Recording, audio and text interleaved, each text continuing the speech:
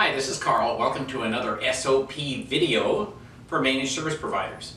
Today we're going to talk about one of the most important policies you can ever have in your business, and that is to get paid in advance as much as possible. There's a lot of reasons for this. There's a lot of good things that can come out of it. So here's what you want to do. Start out when you start your business by being paid in advance as much as you can. And if you've already started your business, go back and do it. So basically there's three kinds of things that you sell: hardware, software, and services. Now, of the services, there's three kinds of services. There's contract labor, there's hourly labor, and then there's project labor. So let's start at the top. Hardware. Absolutely, you should be paid in advance for hardware.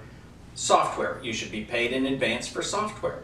Now, that might mean that hardware and software sales are going to go a little more slowly because you have to get the approval, then you have to get the money, then you place your order. But you should never ever be out of pocket for the money it takes for your clients to order hardware and software. You should never be out of pocket for that. That means you're loaning money to your clients. You're like the bank.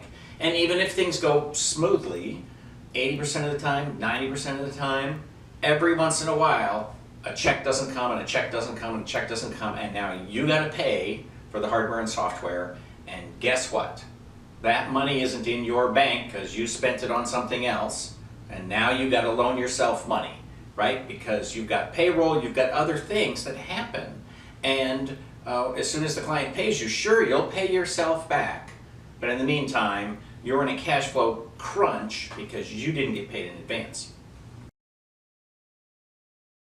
As for labor, contract labor should be paid the first of the month by credit card or ACH, and that's without any exceptions.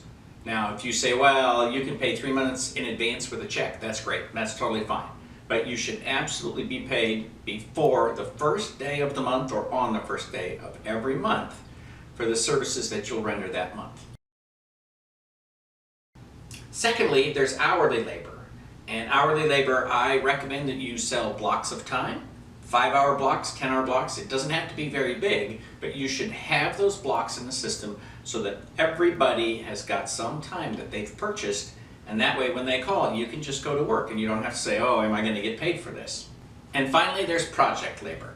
With project labor, you usually get a percentage up front, so maybe 50% or 25%, something. You get some chunk up front, and then there should be some milestone payments. Now, a lot of projects are really small, so it's 50% up front and 50% on the day that you deliver services or as soon after that as possible. So projects, you can get in stages, but you're going to get a big chunk up front.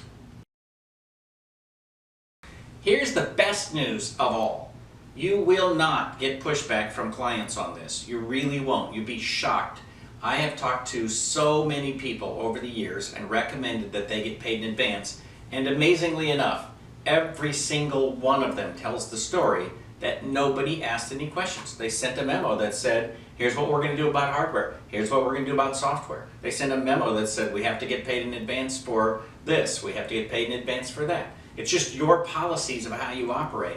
It doesn't have to be a big policy, a tiny little paragraph. We get paid in advance. That's all it takes. And then you write a letter and you make it your policy, and miraculously, it just happens with no pushback. Now, let's take a look at why you don't want to get paid in arrears and you want to get paid in advance. Here's an example. Okay, the first example is about being paid in arrears. And so we're going to have the exact same numbers on each of these examples, but we're going to talk about what happens when you get paid in advance versus not in advance. So let's say that you have labor terms of net 30, project terms of net 30, and hardware and software are net 20. Okay, your rent is due on the 5th. The employees are paid on the 10th and the 25th of each month. So first, let's say that you start out with a balance of 0. You bill for managed services on the 1st of the month. You bill for projects on the 1st of the month. You pay your rent So now you've billed a few people, you've paid rent. So your rent is $1,500, now you have negative $1,500. Then you bill for hardware, you bill for hourly, you pay your employees $2,500. So now you've billed for lots of good stuff, but you are out of pocket $4,000. Now, you have to pay for your hardware, so now you're out of pocket $5,800.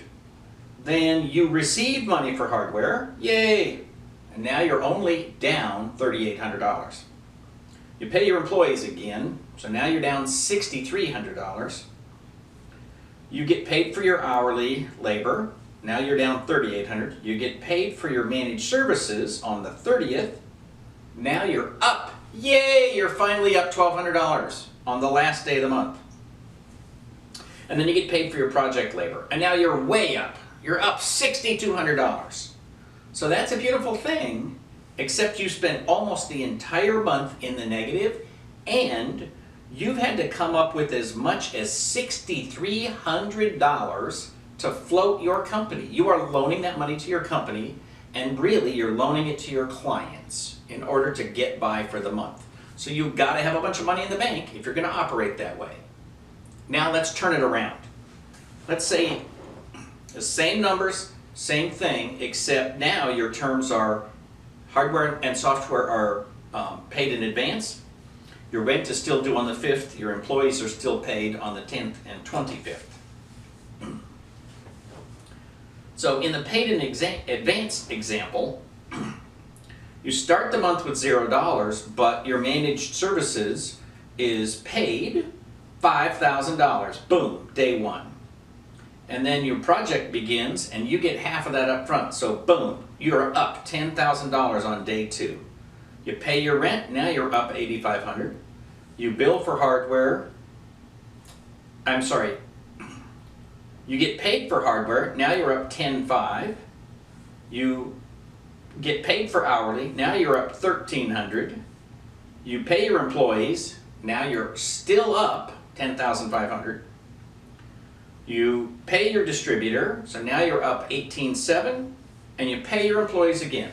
So you're up $6,200. So the balance at the end of the month is exactly the same. You made $6,200, which is great. But in the second example, you didn't spend any time in the negative. You never had to loan money to your company. You never floated below zero balance in your account. And guess what? You can pay yourself a draw, or you can leave that money in there if you don't need it. And you can start the next month with $6,200 in the bank. And believe me, that feels a lot better than spending almost the entire month being in the negative.